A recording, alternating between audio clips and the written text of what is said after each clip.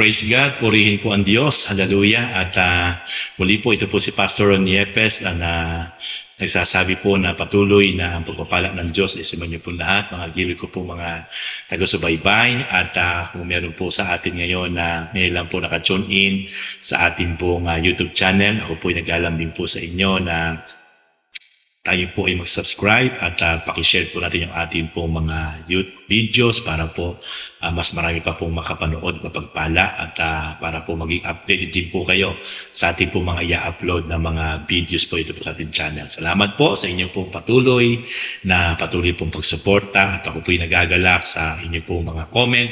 Nagiging inspirasyon po yung inyong mga comment na talagang ako po mismo po yung nagbabasa niyan at nagre-reply sa inyo. Lahat po yan ay akin pong binabasa at nire-replyan at para po ito po ay makita ko po kung saan po kayo galing at kung saan po kayo naroon sa inyo pong pagsubaybay po sa ating pong channel. Sige po, tayo muna po ay manalangin at bago po tayo mag-aral ng kanyang buhay at makapangyarihang salita. Lord, maraming salamat sa oras pong ito, Father God, patuloy. Dalangin po namin, Lord, sa inyo, Panginoon, ang mga salita na aming po pag-aaralan, patuloy po kami pangunahan at nagabayan. At kayo po ang patuloy, Lord, Father God, hallelujah, na tuloy nga po maparangal at mataas sa oras po ito. Tulungan niyo po inyong lingkod na maipahayag po ng meron po kapangyarihan at anointing, O God, ang inyong salita sa pamamagitan po ng gabay ng banal na Espiritu. Ito po, hindi ko po dalangin, Father God, sa inyo, sa pangalan po ng Panginoon Jesus. Amen and amen. Okay, praise God, purihin ang Panginoon. Muli po ang ating pong tatalakayin ay yung pong ating pong tinalakay po ng mga nakaraan, yung pong what is ministry, yung part 1 and part 2. Ito po ay part 3 na po ngayon ito. Patuloy po natin ipinag-aaralan. Ito po ay series na ano ba talaga yung kahulugan, ano ba talaga itong ministry. Sabi ko nga po sa inyo, ang ministry isang paglilingkod sa Diyos. At sino po ba yung pwede mag-ministry? Mga pastor lang po ba? Mga prophet? Mga evangelist? Teacher? Hindi po.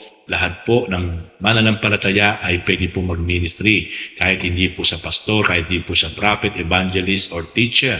Ano man po yung ating ginagawa sa loob at labas ng church. Even na po na tayo po nasa trabaho lang, nasa bahay lang, dahil po talaga tayo po ay merong mga conflict, pwede po tayong makapag-ministry kasi po ay, sabi ko nga po sa inyo, yung po tayo ay nagiging daluyan ng pagpapala, nagnanalangin, nag-i-intercede, tayo po ay nagiging supporters ng gawain ng Panginoon.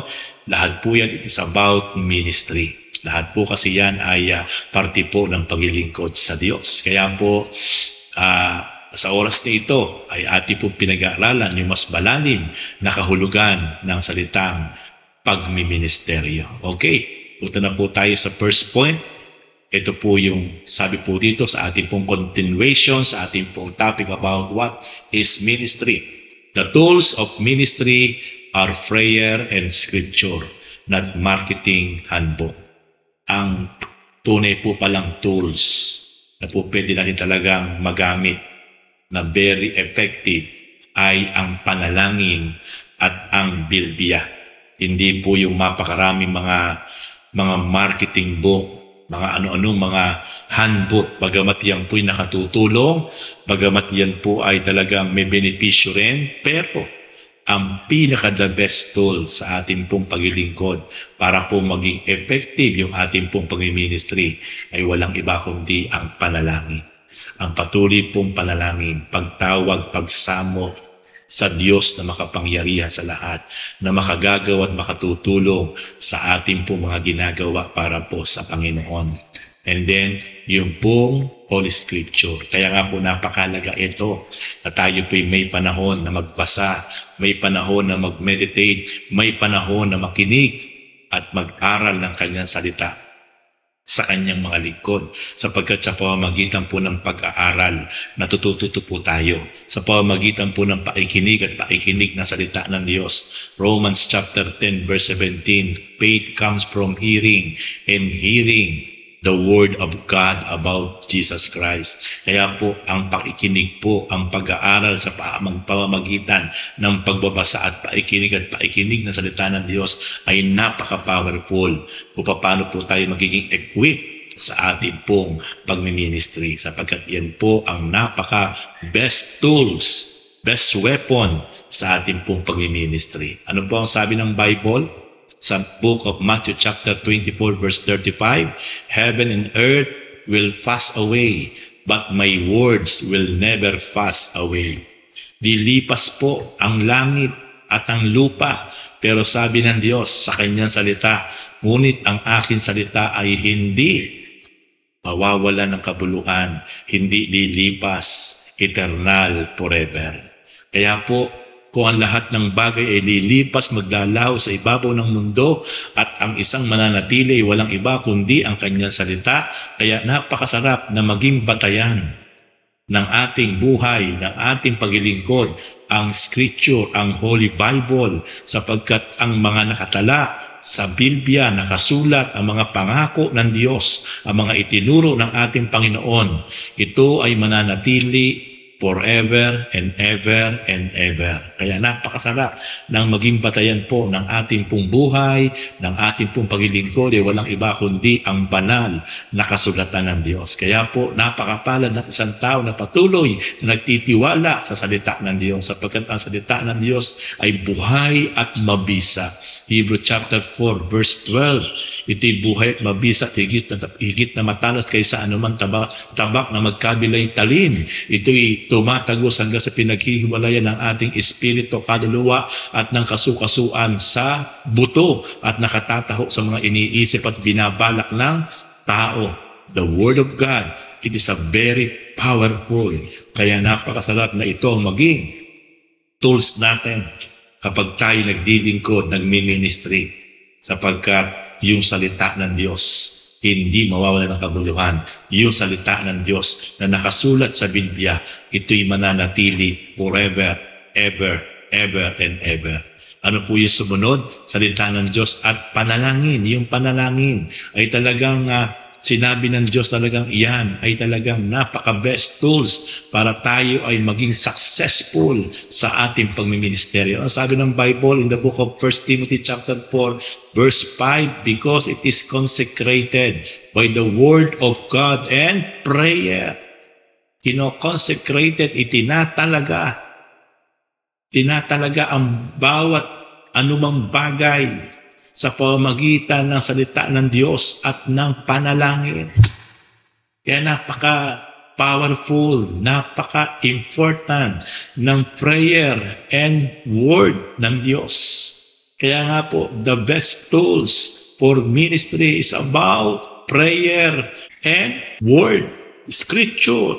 Sapagkat sa pamamagitan po ng word and Scripture na yan ay talaga, yan po talaga ang napakahalaga na dapat po maging tools natin. Hindi po yung mga handbook lang, kundi higit sa lahat, salita ng Diyos, Scripture, or panalangin, para patuloy po maranasan po talaga natin ang success sa ating pagministeryo. And then next point is, the power of ministry is the Holy Spirit, not programs. Ang kapangyarihan po ng ministeryo, ang kapangyarihan po ng paglilingkod ay ang banal na Espiritu, hindi po yung mga programs o iba't ibang mga programa na ating ginagawa. Bagamat kailangan natin may mga programs, kailangan natin na mayroon tayong mga programa sa paglilingkod para sa Panginoon. Pero ang kapangyarihan ay hindi sa programa. Ang kapangyarihan ay dadaloy sa pamamagitan ng banal na Espiritu. Kaya napakahalaga mga kapatid na patuloy ng Holy Spirit na hindi natin nakikita na iniwan ng ating Panginoon nang siya ay bago bumalik sa langit. At ang sabi niya, sa aking pag-alis, hindi kayo makasasama pero iiwanan ko kayo ng isang gagaway, magpapatnubay, magpapaalala, tutulong sa inyo sa lahat ng inyong gagawin. Yan ay ang Espiritu na hindi matanggap ng sanlibutan sapagkat hindi siya nakikita pero ito'y sumasa inyo. Kaya mga kapatid, ang Holy Spirit ang patuloy natin pakanasahin na patuloy tayo mapuspos, patuloy na malungkot ang Holy Spirit sa atin, natin mag-grieve sapagkat ang banal na Espiritu na hindi nakikita, iyan ang kapangyarihan, yan ang Yan ang manifestation ng kapangyarihan ng Diyos at ang banal na Espiritu ang patuloy na gagalaw at kikilos sa mga bagay na hindi natin kaya, pero ang banal na Espiritu, simple lang sa banal na Espiritu ang mga bagay na kamanghamanghang sapagkat siya ay magagawa niya ang mga bagay na hindi natin kayang gawin. Even ang mga himala ay walang bagay na mahirap sa ating Diyos sa pamamagitan ng banal na Espiritu. Anong sabi ng Bible in the book of Acts chapter 2 Verse 4 is, all of them were filled with the Holy Spirit and began to speak in other tongues as the Spirit enabled them. Makikita natin na napuspos ng banal na Espiritu ang mga unang mananampalataya, ang mga alagad doon sa Acts chapter 2. At nung sila'y mapuspos, ito ang naging simula kung saan sila ay nakapagsalita ng iba't ibang wika. Sapagkat meron doon mga tao, iba't ibang wika, iba't ibang lengguwahe, pero dahil sila'y napuspos ng banal na Espiritu, naunawaan yung kanilang mga sinasabi sa kanilang mga wika na nandun sa mga taong yung nakapaligid sa kanila. Kaya naunawaan nila ang napakagandang plano ng Diyos. Naunawaan nila ang mabuting balita ng Diyos sa pamamagitan ng pagpuspos sa mga unang mga manampalataya, sapagkat sila talaga ay ginamit at ang galaw ng banal na Espiritu naranasan nila. At doon sa patagpong iyon sa Book of Acts, doon nagsimula na mga alagad ay talagang nagkaroon ng karunungan, nagkaroon ng anointing, nagkaroon talaga ng healing and miracles. Why? Sapagkat sumaka nila ang banal na Espiritu. Ito ang naging dahilan kung bakit marami na convert, marami na born again, marami nagsisi, maraming tumalikod sa kasalanan, marami nagpamautismo, sapagkat naranasan nila ang gabay, patnubay, kapangyarihan at galaw ng banal na Espiritu. Kaya mga kapatid, sa ating kapanahunan, kung patuloy sa ating pagmiministeryo, sa ating paglilingkod, ay mararanasan natin ang gabay, patnubay ng banal na Espiritu. Napakaraming tao makakaranas sa himala, napakaraming tao makakaranas ng tuloy na pagbabago, revival, restoration ng buhay nila, at patuloy ng Diyos ang gagalaw sa kanila. Talagang sila ay isang araw ay maglilingkod din sa Panginoon, sapagkat sa pamamagitan ng galaw at kilos ng banal na Espiritu. Praise God. Purihin ng Diyos. Kaya po mga kapatid, makikita po natin the power of ministry is the Holy Spirit, not programs. And then last point is the model for ministry is Jesus Christ, not a corporation or a man. Ang dapat po maging modelo ng ating pong paglilingkod, pagmiministeryo ay walang iba kundi ang ating Panginoong Kristo. Hindi po kung sino ba man tao or korporasyon, grupo o samahan. Ang dapat pong ginagawa nating modelo, ang dapat pong ginagaya natin sa ating pong pagmiministry, hindi dapat tao kundi ang ating Panginoong Hesus Kristo. Ano po ang sabi ng Philippians chapter 2 verse 6 to 8? Bagaman siya Diyos, ay hindi nagpilit na maging kapantay ng Diyos. Hinubad niya ang kanyang pagiging Diyos at siya'y namuhay sa piling natin na parang isang alipin. Oo, parang isang alipin. Nagpakababa, nagpakadusta para sa kanyang pagsunod sa kanyang Ama na nasa langit. Kaya nakita po natin ang ating Panginoong Kristo na parito sa lupa, hindi nagmataas, hindi nagmayabang, bagamat siya'y buktong na anak ng Diyos, pero hinubad niya ang lahat ng kanyang katangian bilang Diyos, bagkos namuhay na parang isang alipin. Ito ang isang tunay na kahulugan ng pagmiministeryo. Na anuman ang ating narating sa buhay, anuman ang ating sitwasyon sa buhay, anuman ang mataas na antas na ating naranasan sa buhay, kapag tayo ay nagmi-ministry, dapat patuloy na magamit natin ang ating buhay na mayroong kapakumbabaan katulad ng ating Panginoong Kristo. Ito ang nais ng Lord na sa ating paglilingkod, sa ating pagmiministry, anuman ang ating naabot na napakataas sa buhay, pero patuloy ang ating mga paa at puso ay nakatapak sa lupa.